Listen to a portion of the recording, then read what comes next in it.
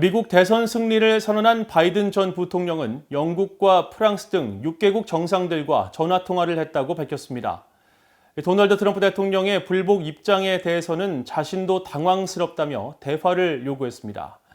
공화당 내에서도 불복 분위기가 확산되고 있는 가운데 마이크 폼페오 국무장관 역시 트럼프 행정부 2기로 원활한 이양이 이루어질 것이라고 주장했습니다.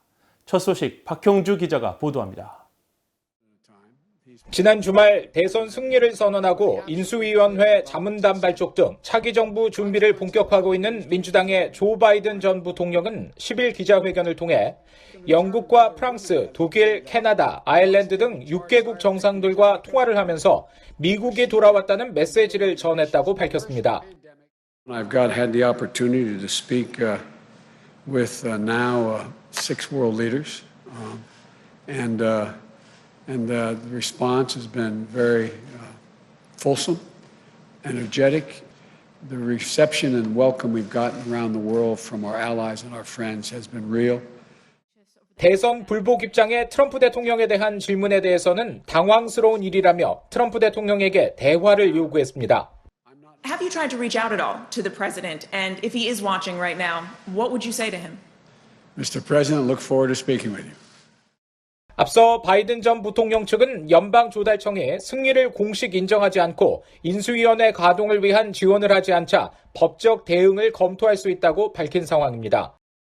지난 5일 대선 불복을 시사한 기자회견 이후 트위터를 통해 지속적으로 입장을 밝혀온 트럼프 대통령은 10일에는 큰 진전을 이루고 있으며 다음 주부터는 결과들이 나오기 시작할 것이라며 우리가 이길 것이라고 글을 올렸습니다.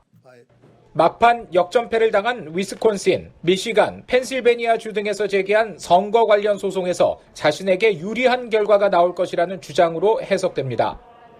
마이크 폼페오 국무장관은 기자회견에서 정권 이양 지연과 국가안보 위험에 대한 질문을 받고 트럼프 행정부 2기로 원활한 이양이 이루어질 것이라며 헌법에 따른 선거 절차를 강조했습니다. There will be a smooth transition to a second Trump administration. We're going to count all the votes. When the process is complete, there'll be electors selected. There's a process. The Constitution lays it out pretty clearly.